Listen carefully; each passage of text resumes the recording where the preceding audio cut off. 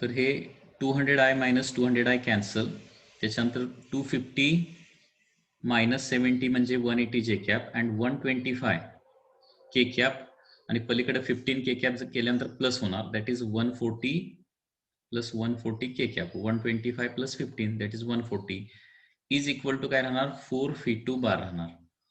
So there four φ2 bar म्हणजे bigger particle larger पीसचं जी व्हेलॉसिटी असणार आहे ती किती असणार आहे, 180 j cap plus 140 k cap divided by 4.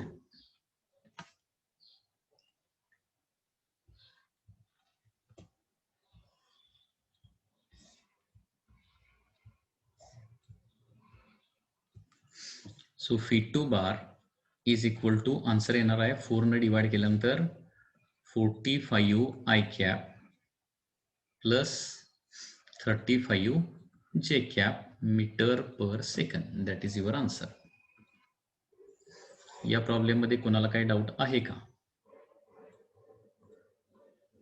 हा सॉरी, जे अँड के, इथं जे येणार आणि इथं के येणार,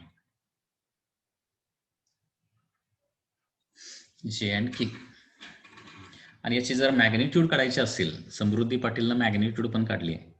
सो φ2 इज इक्वल टू काय येणार आहे, square root of 45 square plus 35 square, बहुतेक किती येते, 57 येते मीटर पर सेकंड. तो थर्ड लार्जर पीस जो आहे तो 57 मीटर पर सेकंड ट्रॅव्हल करणार. आणि डायरेक्शन काढायची असेल तर काय करावं लागेल, that is tan theta is equal to, with y axis काढायचं असेल तर tan theta is equal to 35/45 करावं लागेल. That is direction with y axis.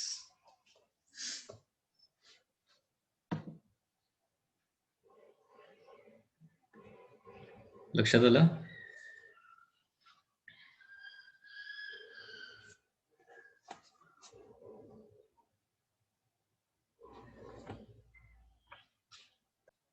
थोडासा डिफिकल्ट पार्ट याचा क्वेश्चनचा बघूया.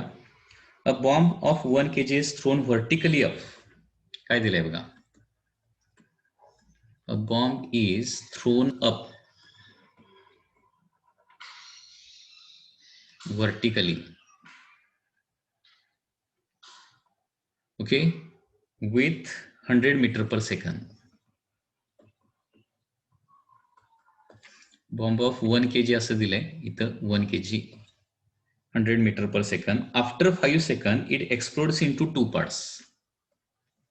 वर फेकल्यानंतर 5 सेकंड नंतर काय होतंय, एक्सप्लोड होतंय into 2 parts.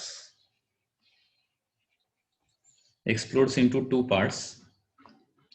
One of the mass of 400 gram goes down with 25 meter per second. त्याच्यातला 1 पार्ट जो आहे तो काय होतोय बघा, 1 part of 400 gram goes down with 25 meter per second.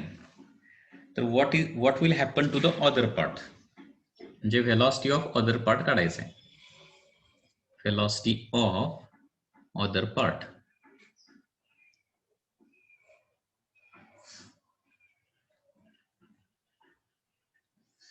बघा सेम थिंग करायची आहे. पी बार लिहा, म्हणजे इनिशियल मोमेंटम अगोदर लिहा, P1 बार लिहा आणि P2 बार लिहा. ठीक आहे. आता ही सगळी मोशन जी आहे ती व्हर्टिकल मोशन आहे. वेक्टर फॉर्म मध्ये आपल्याला लिहायचं आहे, म्हणजे कुठला आय वापरावा लागेल का जे वापरावा लागेल, लक्षात घ्या, जे वापरूया. ठीक आहे. अपवर्ड साठी प्लस जे कॅप आणि डाऊनवर्ड साठी काय करणार आहे मी, मायनस जे कॅप वापरणार आहे. अपवर्ड साठी प्लस जे कॅप, डाऊनवर्ड साठी मायनस जे कॅप. ओके. तर इनिशियल मोमेंटम जे आहे, initial before explosion, P initial किती असणार आहे, तर mass into initial velocity phi bar. Mass किती आहे, 1 kg आहे. संपूर्ण बॉम्बचा मास किती आहे, 1 kg आहे. आणि त्याची व्हेलॉसिटी किती आहे बघा, 100 मीटर पर सेकंड.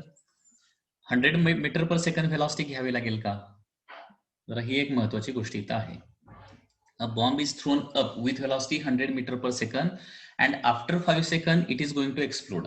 आता law of conservation of linear momentum वापरताना मोमेंटम कुठलं घ्यायचं आहे, just before explosion and just after explosion. मग मला सांगा, इनिशियल मोमेंटम काढताना मास इंटू व्हेलॉसिटी तर करायला पाहिजे.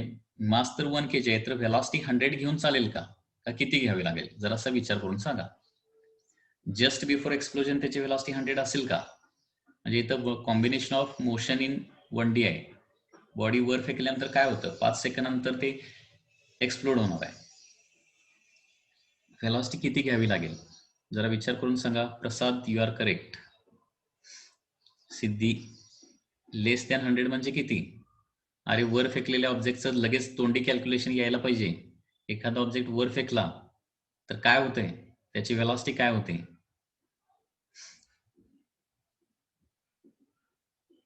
पर सेकंड कितीनं कमी होते माहिती आहे ना. एक ऑब्जेक्ट वर फेकला तर पर सेकंड कितीनं व्हेलॉसिटी कमी होते, खाली सोडला तर पर सेकंड कितीनं व्हेलॉसिटी वाढते. एवढं साधं सोपं लॉजिक वापरायचं आहे रे.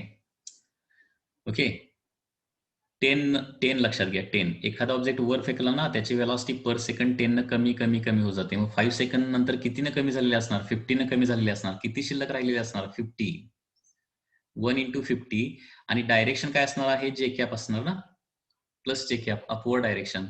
हे लक्षात आलं पाहिजे. लक्षात घ्या, इथं हे झालं इनिशियल मोमेंटम. आता जस्ट आफ्टर एक्सप्लोजन जो पहिला पीस तयार होणार आहे तो 400 ग्रॅमचा असणार आहे. किलोग्रॅम मध्ये 0.4 येणार. m2 v2 अगोदर लिहितो, that is m2 into v2 bar. Just after explosion m2 is 0.4.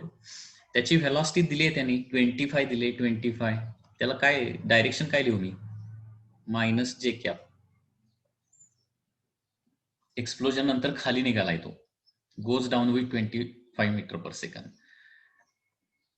And P2 bar is equal to, sorry इथं मिस्टेक झाली, P1 V1 लिहायला पाहिजे. P1 V1 बार आणि इथं sorry P1 bar is equal to M1 V1 bar आणि P2 bar is equal to M2 V2 bar. ठीक आहे. So P2 bar is equal to काय येणार आहे, M2 म्हणजे किती, 0.6 येणार ना, इंटू V2 बार. आता ते फॉर्म्युला यूज करूया. Initial momentum is equal to काय असतं, just before explosion initial momentum is equal to final momentum, that is P1 bar plus P2 bar. P initial किती आहे बघा, 50 j cap is equal to P1 bar. P1 bar किती येणार, 25 into 0.4 म्हणजे 10 येणार ना, मायनस 10 जे कॅप प्लस P2 बार म्हणजे 0.6 V2 बार. आता मायनस 10 जे कॅप पलीकडे गेल्यानंतर काय होणार, प्लस होणार. So 60 j cap is equal to 0.6 V2 bar. And therefore velocity of second particle V2 bar is equal to 60 divided by 0.6 म्हणजे किती येणार, 100 जे कॅप. म्हणजे याचा अर्थ झाला की सेकंड पार्टिकल जो आहे तो 100 मीटर पर सेकंड या व्हेलॉसिटीनं अपवर्ड जाणार आहे. ओके, प्लस जे कॅप आलं ना. जनरली काय होणार आहे, दुसरा पार्टिकल अपोजिट डायरेक्शन जातो पहिल्याच्या, तो किती जाणार, 100 मीटर पर सेकंड या स्पीडनं अपवर्ड जाणार. म्हणजे बघा किती इझी प्रॉब्लेम्स असतात, फक्त काही गोष्टींचं प्रिपरेशन पाहिजे. फिजिक्ससाठी व्हेक्टर टॉपिक जो आहे तो खूप व्यवस्थित प्रिपेअर असला पाहिजे, तर तुम्हाला ह्या सगळ्या गोष्टी जमतात व्यवस्थित.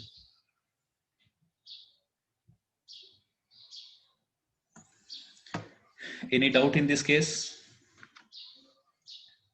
आणि याच्यापेक्षा थोडासा डिफिकल्ट प्रॉब्लेम काय येणार आहे, प्रोजेक्टाईल मोशन आणि एक्सप्लोजन ऑफ बॉम्ब याचं कॉम्बिनेशन. म्हणजे याचा प्रॉब्लेम कसा होऊ शकतो आणि तो तुम्ही प्रॅक्टिस केला पाहिजे. हा ऍक्च्युली नीट लेवलला मोस्टली येणार नाही, मेन्स लेवलला मात्र येऊ शकतो प्रॉब्लेम. की एक बॉम्ब जो आहे तो फेकलाय, for example 100 meter per second या स्पीडनं फेकला, at an angle 37 degree to horizontal फेकला, आणि आफ्टर 20 सेकंद किंवा आफ्टर 10 सेकंद तो एक्सप्लोड झाला, आणि त्याच्यातला एक पार्ट सरळ खाली पडला, तर दुसरा पार्ट कुठे जाऊन पडलेला असणार आहे, म्हणजे किती व्हेलॉसिटीनं जात असणार आहे जस्ट आफ्टर एक्सप्लोजन, किती डिस्टन्सला जाऊन पडेल. ओके, किंवा याचे 3 पार्ट झाले, 2 पार्टचं मोमेंटम दिलेला असेल तर तिसरा पार्ट किती व्हेलॉसिटीनं कुठं जाईल. हे तर फक्त लॉजिक बेसिक काय लक्षात ठेवायचं आहे, just before explosion P initial bar काढता आला, म्हणजे इनिशियल मोमेंटम काढण्यासाठी व्हेलॉसिटी तुम्हाला व्हेक्टर फॉर्म मध्ये व्यवस्थित लिहिता आले पाहिजे.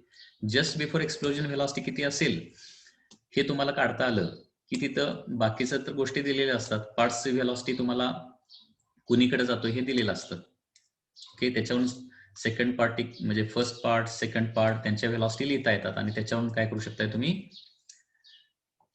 मोमेंटम काढू शकता. आणि एकदा सगळ्या पार्ट्सचं म्हणजे इनिशियल मोमेंटम आणि सगळ्या पार्ट्सचं मोमेंटम मिळालं की तुम्ही काय करू शकताय, तो प्रॉब्लेम इझिली सॉल्व्ह करू शकताय. So this is all about काय आहे लॉ म्हणजे explosion of bomb in motion. Okay, explosion of bomb in मोशनचा पार्ट हा इथं संपलेला आहे. हे ऍडव्हान्स जो प्रॉब्लेम आहे म्हणजे जास्त डिफिकल्ट प्रॉब्लेम जो आहे तो काही बुकमध्ये अवेलेबल आहे, तर तो तुम्ही ट्राय केला तर थोडासा बरं होईल. आणि अशा पद्धतीनं application of conservation of linear momentum इथं संपतात. ऍप्लिकेशन कन्झर्वेशन ऑफ लिनियर मोमेंटमचे ऍप्लिकेशन इथं झालेले आहेत. आणखी काही प्रॉब्लेम असले कन्झर्वेशनचे DC पांडेमध्ये तर ते आपण नेक्स्ट लेक्चरला सॉल्व्ह करूया. आणि त्याच्यानंतर मोस्टली फोर्सचा पार्ट सगळा चालू होतोय. ओके.